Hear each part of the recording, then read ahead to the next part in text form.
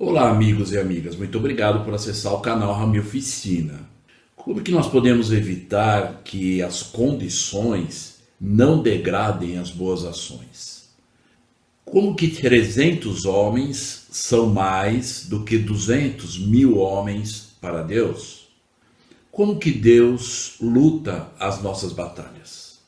Veja isso e muito mais neste vídeo.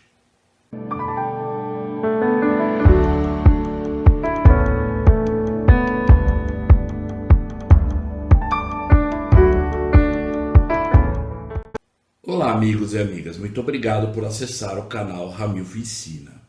Hoje nós vamos estudar uma das histórias do Velho Testamento, onde nós podemos aprender a extrair princípios e doutrinas aplicáveis para as nossas vidas.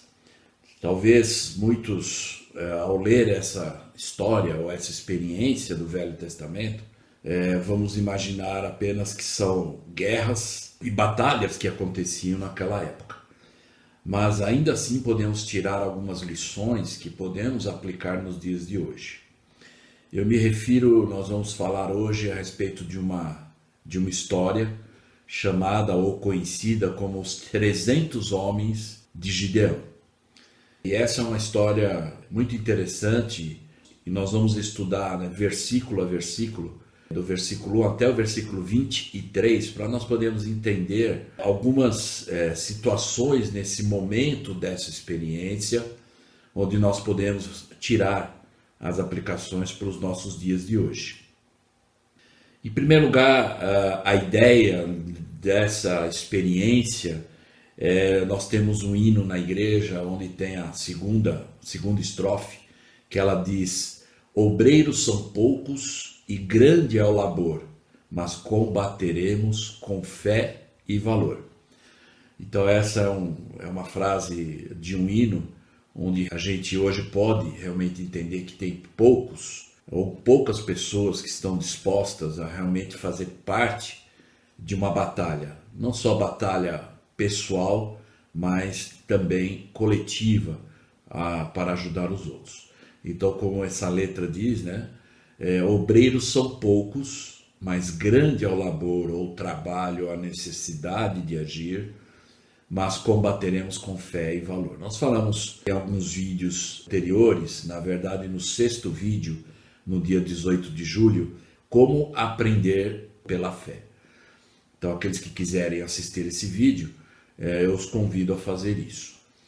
E na verdade, sabendo disso, nós também temos a segurança e uma promessa do Senhor em 2 Nef 6,17, no finalzinho do versículo, que ele está falando com o povo nefita sobre algumas batalhas, e ele diz lá: eu lutarei contra os que lutarem contra ti.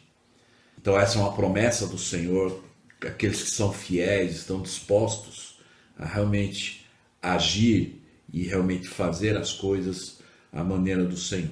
E o Senhor então promete que vai lutar contra aqueles que lutarem contra o bem, ou contra a ação boa que alguém busca fazer. Através de algumas situações, nós às vezes então acontece que em nome das condições e situações que vivemos, nós acabamos degradando a ação.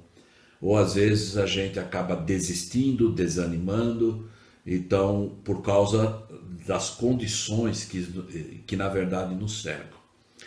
Nós aprendemos que ao estudar as Escrituras, nós vamos aprender a doutrina de Cristo e uma forma de aplicar.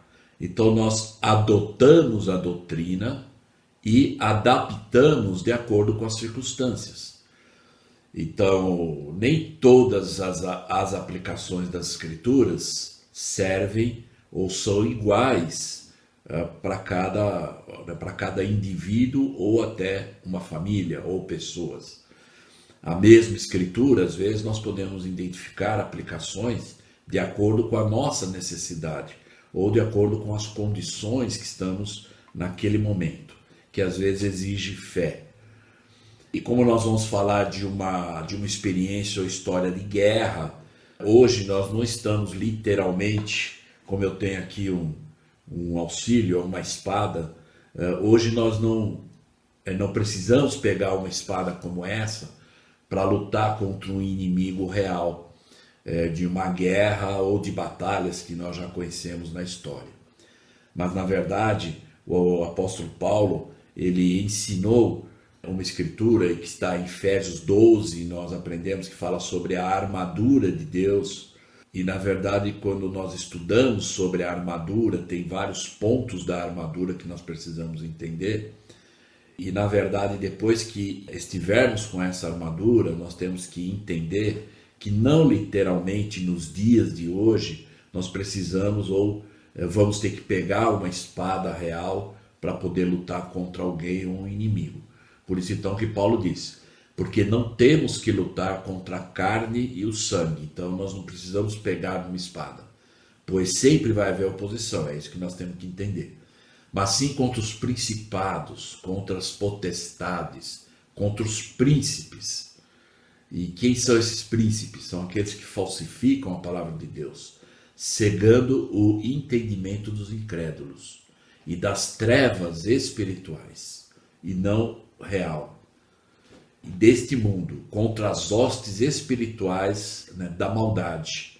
Então essas hostes espirituais da maldade, nós já falamos em alguns vídeos anteriores sobre as combinações secretas. No terceiro vídeo nós vimos isso, assim como também nós vimos no sétimo vídeo, algumas características de um bom líder, que sempre vai haver oposição, combinações secretas para não nos permitir servir ao Senhor. Então ele diz contra as hostes espirituais da maldade nos lugares celestiais. O que nós temos que ter como visão nessa história que nós vamos estudar é que nós não vamos buscar aplicações pensando estar com uma espada real na mão para lutar contra alguém ou contra pessoas. Mas é uma luta espiritual nos dias de hoje. Nós podemos perceber que hoje tem muitas pessoas ensinando filosofias anti-família, anti-integridade, anti-honestidade e ao contrário dos mandamentos de Deus. E nós então nessa experiência eu vou convidá-los a abrir as escrituras, eu vou acompanhar aqui, nós vamos acompanhar versículo por versículo. Vocês vão ver que na apresentação não vai estar escrito os versículos, por isso que eu estou convidando vocês a abrirem as escrituras e acompanhar cada um dos versículos que eu vou abordar. Eu só gostaria de deixar realmente claro e lembrar que em outros vídeos eu também disse isso, que esta forma de estudar as escrituras não é a única forma que existe para fazer. Eu apenas estou compartilhando a maneira que eu estudo as escrituras como uma alternativa nos seus estudos pessoais. Então, nós vamos ver essa parte, né, da história e nós vamos ler então no versículo número 1 e nós vamos ver o seguinte. Juízes capítulo 7 e os versículos, então a partir do versículo 1 agora. Então, Jerubaal, que é Gideão, se levantou de madrugada. Nós vemos aqui que ele levantava cedo.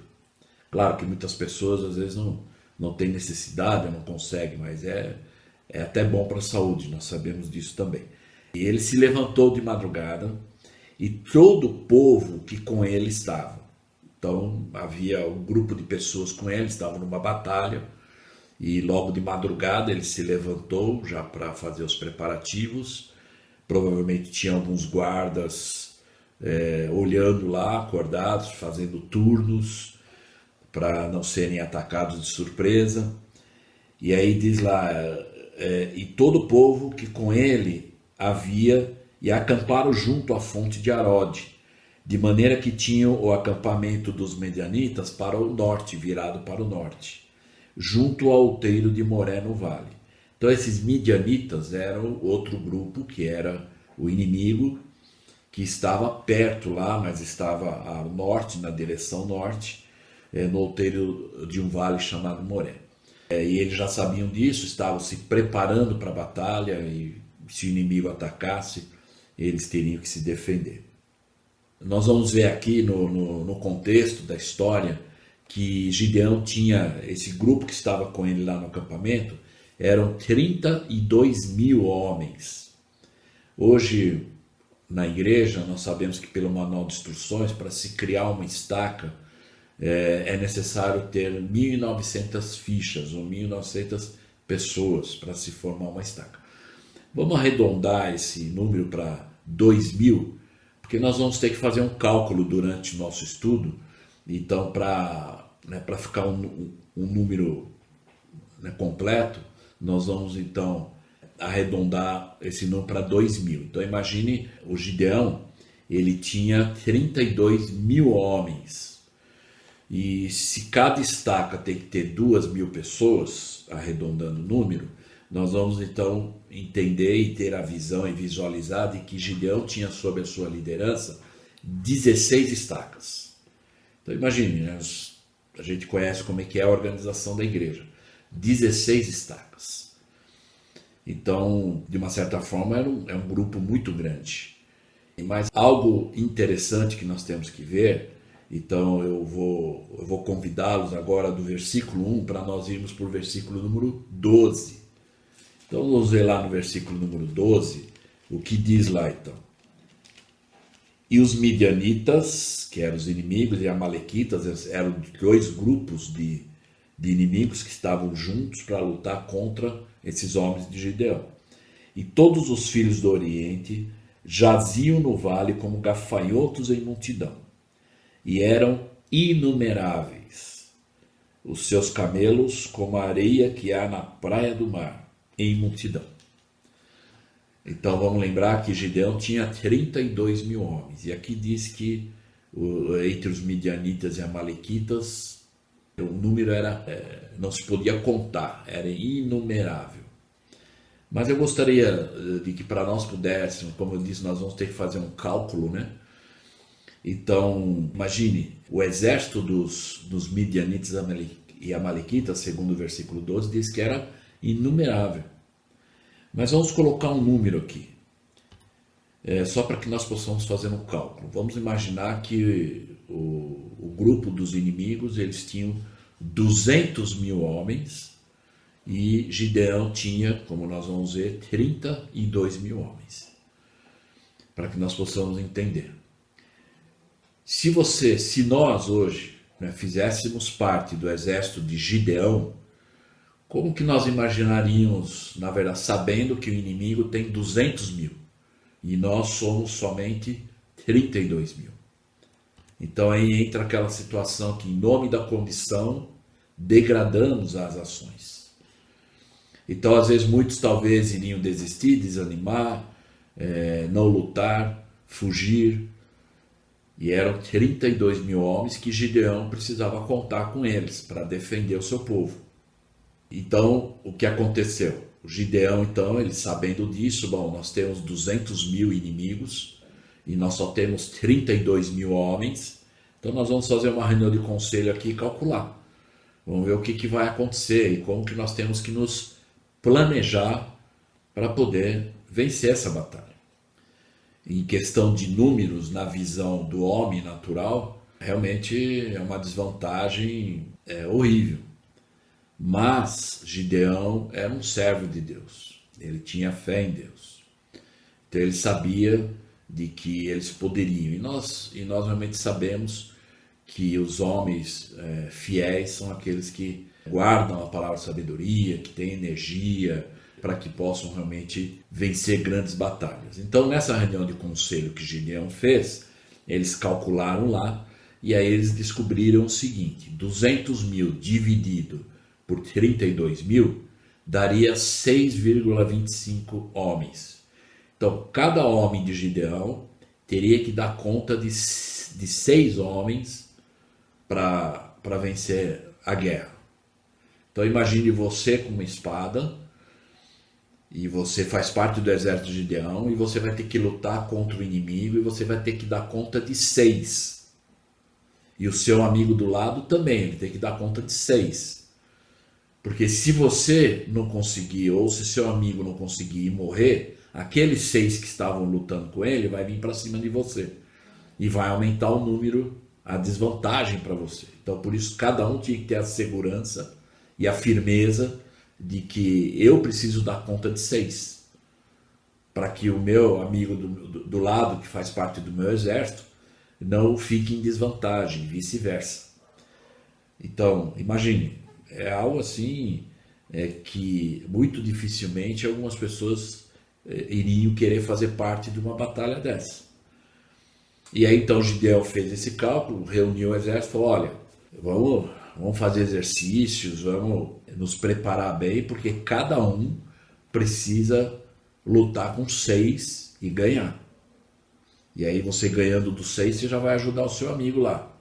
Então ele, de uma certa forma, ele buscou convencer o seu exército, lembrando 32 mil homens, então ele dizendo para eles, olha, a realidade é essa.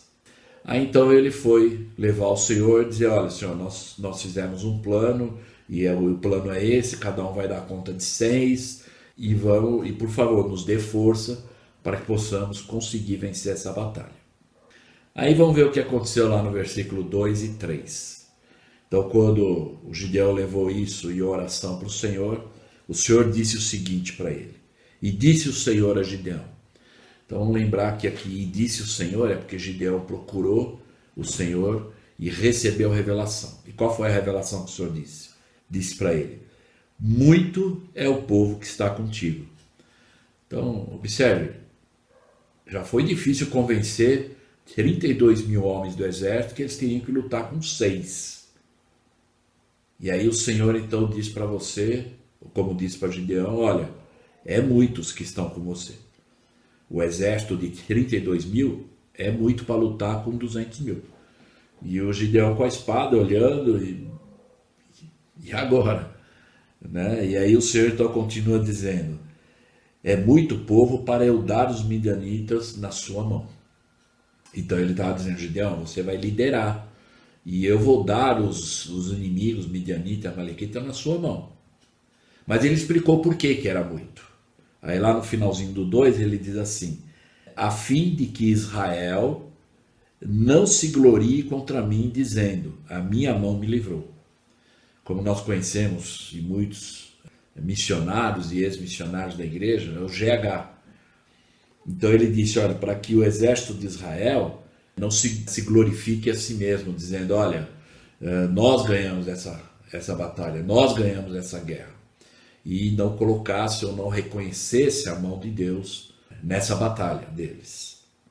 Aí no versículo 3, o Senhor então disse para ele o seguinte, agora, pois, vai lá outra vez no exército de 32 mil e apregou aos ouvidos do povo, dizendo o seguinte, então ele tinha que ir lá para os 32 mil, reunir eles e dizer isso.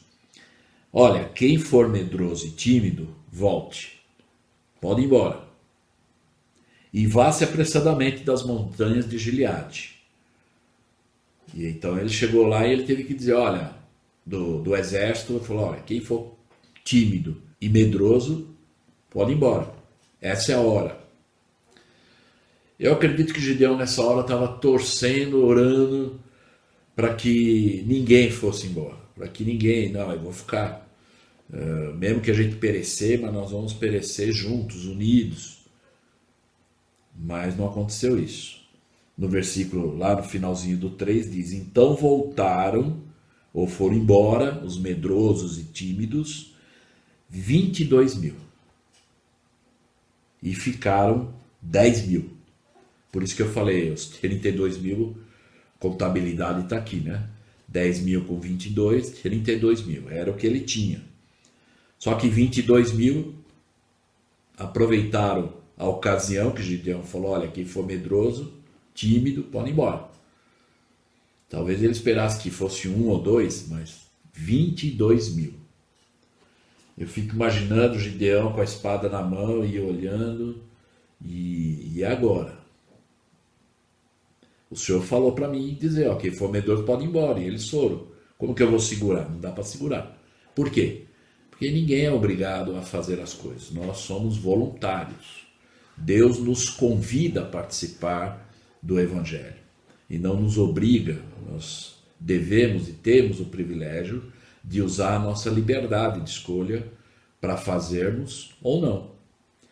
Então, espiritualmente, talvez, e nós vimos isso inclusive, foi no 7º vídeo do dia 25 de julho, 7 características de um bom líder. E um dos itens das características que nós vimos nesse vídeo foi que Saul se escondeu no meio da bagagem lá, né? Então, que nós, como servos de Deus, com convênios desde as águas batismais, que nós não nos escondamos no meio da bagagem, que a gente assuma a nossa responsabilidade de fazer a vontade do Senhor. Então eu convido vocês, aqueles que não assistiram ainda a esse vídeo, as 7 características de um bom líder, e que nós falamos um pouco da história de Saul em 1 Samuel 10. Bom, essa era a situação então que o Senhor então colocou agora o Gideão. Então o Gideão viu, bom, agora 22 mil foram embora, nós temos 10 mil. O que nós vamos fazer então? Uma nova reunião de conselho e vamos ter que ter um novo planejamento aqui. E aí eles fizeram esse novo planejamento, conversaram, e aí tiveram que usar a calculadora deles da época e chegaram à conclusão: 200 mil dividido por 10 mil é 20 para cada um. Então vocês lembram que eles já estavam atemorizados de uma certa forma, que era 1 para 6 contra 6. Agora a história mudou, é 1 e eu tenho que dar conta de 20. Então a gente pode imaginar que, além de ser bom na espada, eu chegava a um nível de ninja, né? Tinha que dar conta de 20. Porque se eu morresse, ou meu amigo que faz parte do meu exército morresse, os 20 lá viriam para cima de mim também. E aumentaria, quer dizer, ou melhor, diminuiria as minhas chances de sobreviver. Porque eu estava dando conta de 20, agora veio mais. Porque os outros, um outro morreu. Então, vamos lembrar que Gideão tinha 16 estacas na sua mão, 32 mil. Para cada 2 mil pessoas, uma estaca, ele tinha 16. Só que aí agora foram embora 22 mil. Então, de 16 estacas, agora ele só tinha 5 estacas, que era os 10 mil. 10 mil, cada 2 mil são 5 estacas. Então já diminuiu a chance ou até o ânimo, talvez. Então, mais uma vez, provavelmente veio na mente de alguns lá que, em nome das condições, degradamos as boas ações. Eu acredito que Gideão tenha falado: bom, agora o senhor fez o teste final e agora nós vimos quem não era medroso, quem não era tímido, porque os 10 mil que ficaram não se declararam medrosos ou tímidos. Então ele falou: bom, agora temos 10 mil, essa é a nossa visão, esse é o nosso foco, e eu vou ter que dar conta de 20 e cada um deles também. E aí vamos ver o que aconteceu. Então eles já tinham isso planejado e já convenceram, falaram: agora nós vamos ter que nos dobrar aqui na luta. E vamos ver o que diz no versículo 4 a 6. E disse o Senhor a Gideão. Então, novamente, ele levou o planejamento para o Senhor. Ele falou: Senhor, está aqui, nos ajude, nos dê força, porque agora diminuiu o número de homens, mas nos dê aquela força que só o Senhor pode nos dar. E aí o Senhor então disse para ele: ainda muito povo há. Então, imagine Gideão com a espada na mão, e ele dizendo: peraí, nós tínhamos 32 mil. Aí o senhor falou que era muito. Aí 22 mil foram embora. Agora o senhor está dizendo que ainda é muito? Peraí, eu tenho que dar conta de 20, Senhor. São 20. Não é mais 6. Mas Gideão era obediente. Gideão era fiel a Deus. E ele sabia que se Deus estava dizendo aquilo para ele, era uma revelação que ele estava recebendo. E aí o Senhor deu uma instrução para ele. Qual foi a instrução? Faze-os descer as águas e ali os porei à prova. Então o Senhor falou: leva eles lá naquele local onde pode beber a água e eu vou fazer uma prova lá para ti. E ele disse assim: e acontecerá que aquele de quem eu te disser, este irá contigo, este contigo irá. Porém, todo aquele de quem eu te disser, este não irá contigo, esse não irá. E o Senhor não falou mais nada. Ele falou: olha, leva eles lá e eu vou fazer a prova.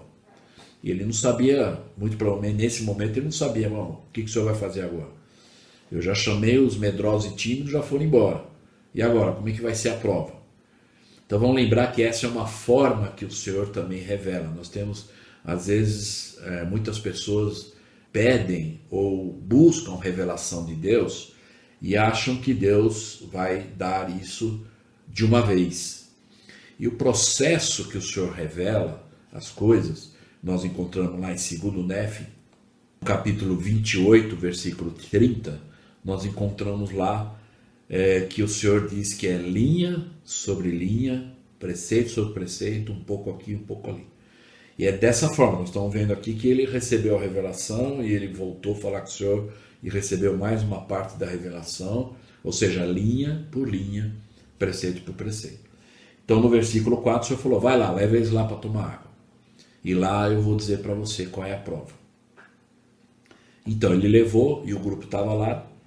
E aí ele falou: pode tomar água aí. E aí então, no versículo 5, então o Senhor disse a Gideão. Então olha só, linha sobre linha. E aí o Senhor disse: olha, qualquer que lamber as águas com a sua língua, como as lambe o cão, ou seja, se ele tomar água lá como o cão toma água, esse você vai pôr à parte, já está fora da guerra.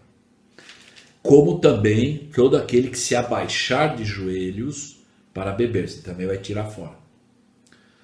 Então, para nós termos uma ideia aqui, eu tenho uma foto aqui que dá mais ou menos uma visão do que o Senhor está dizendo aqui.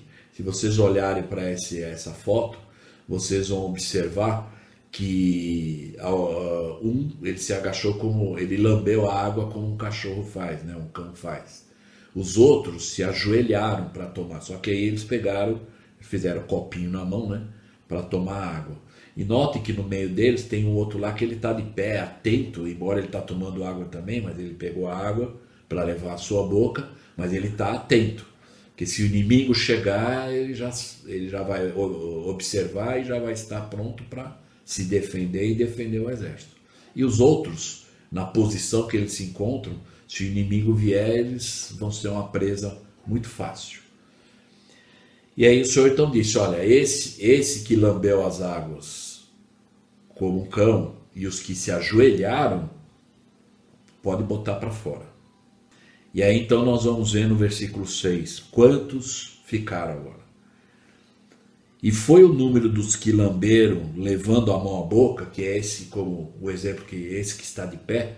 Então, 300 homens, foi esses que ficaram de pé e só fizeram um copinho na mão para tomar água, mas estavam atentos.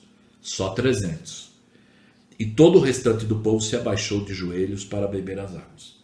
Então esse, de acordo com o que o Senhor falou para Gideão, esse pode mandar embora.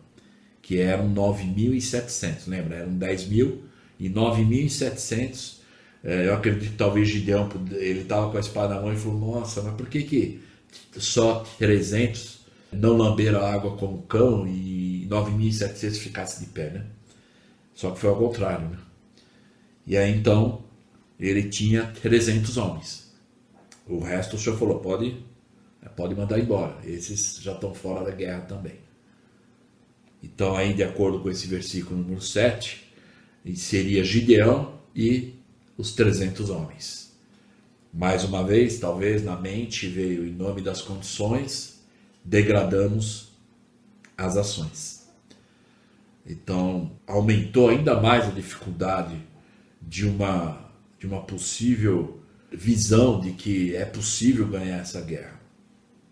E nós vamos ver então que mais uma vez então Gideão fez uma reunião de conselho, falou: bom, agora nós temos que fazer um novo plano, de acordo com a vontade do Senhor.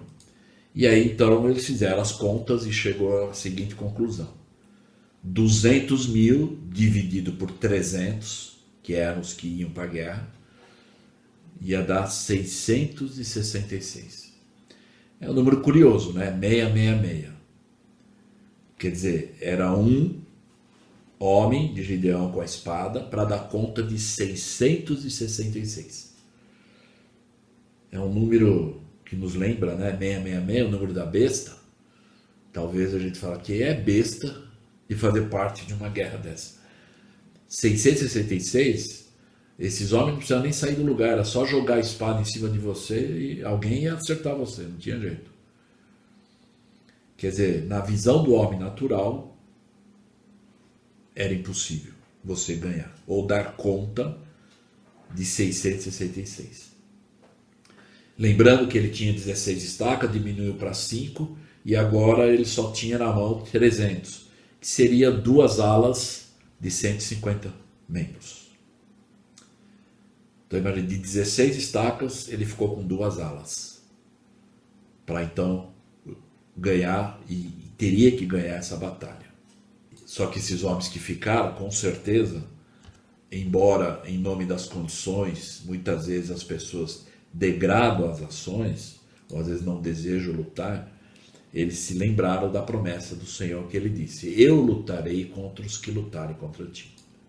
E eles tinham essa crença e essa fé. E aí eles começaram a se preparar para a batalha. E muito provavelmente o Gideão falou: olha, agora então afiem, peguem suas espadas, afiem elas mais do que o máximo que vocês puderem, para que cada encostada já corte um braço, uma perna, pescoço, e depois durmam e descansem, porque amanhã é a batalha. Nós vamos ter que ir para a batalha.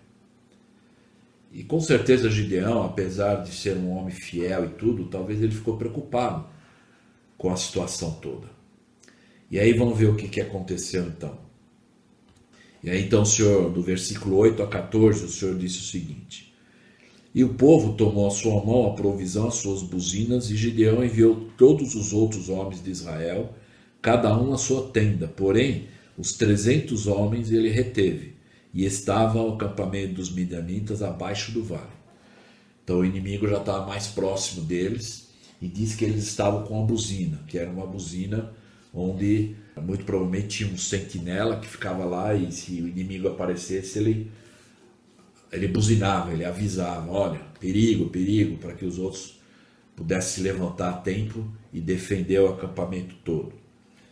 No versículo 9 ele diz: sucedeu que naquela mesma noite, novamente, o Senhor então revelou a Gideão, quer dizer, linha sobre linha, e ele disse para Gideão: olha, eu sei que talvez você esteja preocupado, então agora você vai fazer isso. Levanta-te e desce ao acampamento, porque eu o dei na tua mão. E ele falou: vai até o acampamento do inimigo, só que escondido, vai até lá. E diz lá no 10: e se ainda temes descer, ele talvez pensou: puxa, eu vou sozinho, né? E o Senhor falou: não, então, né, se você ainda está com receio de ir sozinho, ele diz: desce tu e o teu moço chamado Purá ao acampamento. E aí no 11 o Senhor disse para ele o que ele ia fazer: e ouvirás o que dizem.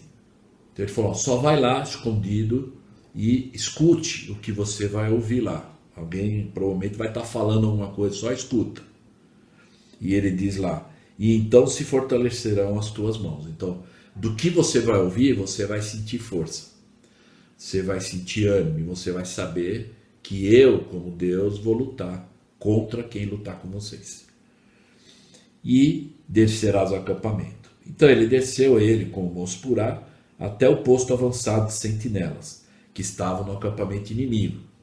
E aí tinha 2 sentinelas lá conversando, do inimigo, dos midianitas, ou amalequitas. No versículo 12, nós já vimos aqui, que diz que quando eles chegaram lá, escondido, eles viram lá que o exército era inumerável. No versículo 13 diz: chegando, pois, Gideão, eis que estava contando um homem ao seu companheiro. Então os 2 sentinelas estavam conversando, e eles estavam só escutando, como o Senhor disse. E aí um dos sentinelas disse para o seu companheiro: eu tive um sonho, e que dizia o seguinte: eis que um sonho sonhei, e eis que um pão de cevada torrado rodou pelo acampamento dos midianitas, e chegou até a tenda e deu de encontro a ela, de modo que ela caiu e a virou de cima para baixo, e a tenda ficou caída ou abatida. Então, ele teve um sonho de uma torrada enorme, um pão de cevada, né, torrado, e rodando, acabou com o acampamento deles e abateu o acampamento todo. E aí o companheiro, ouvindo o sonho desse amigo dele, sentinela, o companheiro respondeu para ele assim: não é isto outra coisa senão a espada de Gideão, filho de Joás, homem israelita? Deus deu na sua mão os midianitas e todo este acampamento. Então olha só, a gente sabe que numa batalha você já ganha uma boa parte da batalha indo acreditando com fé que você já vai vencer, que você é um vencedor. E nós vemos aqui que esse companheiro do sentinela inimigo, ele disse assim: olha, esse seu sonho aí não está dizendo então que quem vai ganhar a guerra é o Gideão? A espada dele, né? A espada dele, a de Gideão, é que vai acabar com o acampamento nosso aqui. E aí então o Gideão e o seu amigo que foi com ele, o moço Purá, muito provavelmente ouvindo, só os dois ouviram. Agora eles tinham que voltar no acampamento e contar ou prestar esse testemunho para o resto do grupo, dos 300, e dizer o que eles ouviram e fazê-los acreditar, fazê-los se animar muito mais. Então lá no versículo 15 diz lá: e sucedeu que, ouvindo Gideão a narração desse sonho e a sua explicação, prostrou-se para adorar. Olha que interessante. Então, quando ele e Purá ouviram, né, ele ainda se ajoelhou e agradeceu a Deus. Que Deus falou, linha sobre linha, né? Deus falou, vai lá e ouve. E ele foi. Ele podia talvez falar, olha, eu não vou me arriscar não, mas ele foi. Vamos lembrar que eu falei aqui no início de um dos vídeos que nós falamos sobre como aprender pela fé. Nós falamos da história de Pedro, né? E que Pedro, ele aprendeu pela fé também. Quando o Senhor disse para ele, olha, lança a rede. E Pedro falou, olha, a noite inteira nós estávamos pescando e não pegamos nada. Mas aí Pedro exerceu a fé dizendo, sobre a tua palavra eu lançarei a rede. E aí nós aprendemos lá o resultado. Quem quiser assistir esse vídeo, eu convido a assistir. Esse vídeo foi do dia 18 de julho. Como aprender pela fé. E não foi diferente com o Gideão. O Senhor, quando disse para ele, vai lá e ouve, talvez ele poderia, olha, eu estou preparando para a guerra, estou cansado, eu estava afiando minha espada aqui. Mas ele foi. Então, ele, sob a tua palavra, eu vou lá. E ele foi. Aí ele ouviu o que o sentinela contou sobre o sonho. Ele agradeceu ao Senhor. Ainda ele agradeceu ao Senhor. Então imagine, ele tinha 32 mil, agora só 300, e ainda ele estava ajoelhado agradecendo. E aí o que aconteceu então? Ele agradeceu ao Senhor e retornou ao acampamento de Israel. E aí então ele acordou o exército dele, dos 300, e falou, levantai-vos. E ele disse, porque o Senhor deu ao acampamento dos Midianitas nas vossas mãos. Olha só que interessante, né? Se nós vemos lá no início que o Senhor tinha dito sobre, no versículo 2, quando o Senhor falou, olha, é muitos homens que estão com você, e o Senhor falou para ele o seguinte, muito é o povo que está contigo, para eu dar os Midianitas em sua mão. Então o Senhor está dizendo que ia dar os Midianitas, o inimigo, na mão de Gideão, como líder. E olha só o que Gideão fez. Ele disse para os homens dele, olha, o Senhor deu os Midianitas nas vossas mãos. Então aqui ele estava, na verdade, como líder, né? Então lembra lá aquele vídeo que eu já até falei, convido vocês a assistirem, 7 características de um bom líder. Então ele não pensou só, eu como líder vou levar a glória, né? Embora a gente vê que ele não queria isso, tanto que ele ouviu o sonho e imediatamente se prostrou e orou a Deus para agradecer. E aí, então ele foi lá para o grupo, para o conselho dele, para os homens da guerra, e disseram, olha, Deus deu essa vitória nas mãos de vocês. Esse é o bom líder. É aquele líder que incentiva, que fala, olha, eu estou com vocês, mas estamos juntos. Se vencermos, vamos vencer juntos. E se perecermos, vamos perecer juntos. E aí os homens, então, ouvindo isso, muito provavelmente se animaram. E aí então nós vamos ver que aí nesse momento, quando ele falou, olha, Deus deu o exército dos midianitas nas nossas mãos. Então ele estava prestando um testemunho. Essa é a maneira correta de prestar um testemunho. Hoje, em nossas reuniões de testemunhos, às vezes, nós vemos pessoas prestando testemunho de coisas, histórias de viagem e férias e coisas que, na verdade, não tem nada a ver com a doutrina de Cristo. Prestar um testemunho é você dizer o que você sabe por você mesmo. Gideão está dizendo, olha, Deus me revelou, Deus revela. Quando você busca Deus, Deus dá a revelação. Então ele estava prestando um testemunho para eles. E de uma certa forma animando eles, dizendo, olha, façam isso também, busquem a Deus e vocês vão ver que ele também revela para vocês. E aí os homens então se animaram ouvindo aquilo. E aí então vamos ver o que aconteceu agora. No versículo 16, nós vemos, então repartiu os 300 homens em 3 esquadrões. Então ele tinha 300, dividiu por 3, cada esquadrão tinha 100 homens. Lembra que, vamos falar aqui, que o inimigo estava num vale. Um vale é como você está no alto e o vale é um buraco. Eles estavam lá embaixo do vale, o inimigo. E eles estavam em cima do vale. Então ele dividiu 100 homens, 3 grupos de 100, em cima do vale. E aí o que ele fez então? Deu-lhes a cada um nas suas mãos buzinas. Então ele deu uma buzina para cada um. E cântaros vazios, que eram cântaros que punha fogo, né? Ou tochas acesas. Então ele deu lá para eles, olha, na mão direita deles, eles vão ter a buzina. E na mão esquerda eles vão ter a tocha. Eu acho que vocês estão pensando o que eu estou pensando, né? E é espada. Se na mão direita eu estou com a tocha, se na mão direita eu estou com a buzina, na mão esquerda com a tocha, e é a espada. É guerra. Como que eu vou dar uma buzinada na cabeça do inimigo? Ou vou pôr fogo nele? Como que vai ser essa guerra? Mas aí ele armou eles, né, dessa forma. E nós vamos observar que quando ele fez isso, algo do versículo 17 e 18. O Gideão também estava com a buzina na mão e a tocha. E ele disse para eles assim, olhai para mim. Isso é líder, né? Ele não diz, vai lá, faz. É assim que faz. O líder é aquele que fala, olhai para mim e fazei como eu fizer. Então o Gideão falou para eles assim, com a buzina na mão e a tocha, e ele disse assim, olhe para mim e faça o que eu fizer. E não foi por acaso que esses 300 ficaram lá. Eram homens fiéis, que sabiam que Gideão era um homem fiel, que Gideão era um exemplo, que Gideão sabia ensinar, não só pelo preceito, mas pelo exemplo.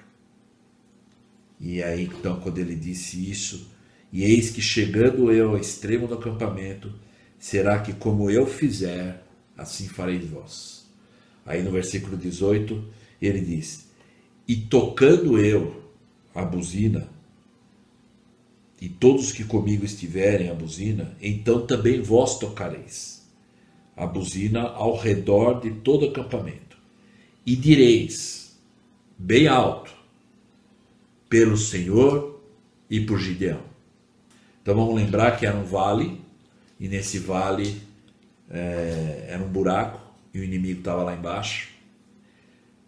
Tinham 3 esquadras de 100, e o Gideão está dizendo, olha, os que estão comigo, os 100 que estão comigo, vão pegar a buzina, buzinar, e vão mexer a tocha de fogo. E ele falou, quando nós fizermos isso, vocês também começam a fazer.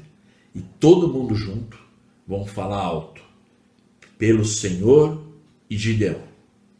Então imagine um buraco onde estava o acampamento do inimigo, que não era um buraco pequeno, era inumeráveis o inimigo que estava lá. Então imagine o eco desses esquadrões lá em cima, gritando pelo Senhor e por Gideão. E apenas buzinando e com a tocha na mão. A espada ficou lá guardada no acampamento. Só com a buzina, forte, fogo, buzinando e dizendo, pelo Senhor e Gideão. Então o Senhor tinha dito que ia lutar contra aqueles que lutarem contra o exército de Gideão. Então eles fizeram isso e vamos ver o resultado. No versículo 19, então, como vocês estão vendo aí na foto, só para ter mais ou menos uma visão, o vale, o buraco, e eles lá com a tocha e com a buzina e falando bem alto, pelo Senhor e por Gideão. E vamos ver o resultado então. No 19, chegaram, pois, Gideão e os 100 homens que com ele iam ao extremo do acampamento, ao princípio da vigília da meia-noite, e havendo-se já posto as guardas, e tocaram as buzinas e partiram os cântaros que tinham nas mãos, que eram as tochas. Assim tocaram os 3 esquadrões as buzinas e partiram os cântaros. E tinham na sua mão esquerda a tocha, e na sua mão direita a buzina. E tocavam e exclamavam, espada pelo Senhor e por Gideão. E eles não estavam com a espada. Eles estavam com a buzina e com a tocha. Mas eles estavam dizendo, espada pelo Senhor e por Gideão. Lembra que o Senhor falou? Eu lutarei contra aqueles que lutarem contra ti. Então a espada pertencia ao Senhor e não ao exército de Gideão. E aí o que aconteceu então? Imagina aquele eco todo, o exército já estava se aprontando para dormir, muitos talvez já estavam dormindo, e acordaram com aquele barulho todo, e vão ver qual foi o resultado disso. Só antes, vamos ler aqui o versículo 21, e diz que aí eles gritaram, e tem aqui um princípio interessante que eu gostaria de compartilhar. No versículo 22 ele diz, e ficou cada um no seu lugar. Então aqueles 100 homens, os 3 esquadrões de 100 homens, eles ficaram no lugar, não se mexeram, porque a instrução de Gideão foi, olha, vocês só vão fazer isso, buzinar, mexer a tocha e gritar, espada de Deus ou do Senhor e Gideão. E aí cada um ficou no seu lugar. O princípio é cada um tem um chamado, cada um tem que ficar no seu lugar. Como Paulo ensinou que a igreja de Cristo é como se fosse um corpo, né? Todo mundo não pode ser a cabeça, ou só a boca, ou só a orelha, ou o nariz. Mas cada parte do corpo tem o seu propósito para se alcançar o objetivo maior. E aí cada um no seu lugar, ao redor do acampamento. Então, todo o exército se pôs a correr, e gritando, fugiram. E tocando, pois, os 300 as buzinas, o Senhor voltou a espada de um contra o outro, e isto em todo o acampamento do inimigo. E o exército fugiu para Zererá, até Bet-sita, até os limites de Abel-meolá, acima de Tabate. Então, o exército, como vocês estão vendo aí na figura, para visualizar, eles acharam que o inimigo já estava dentro do acampamento.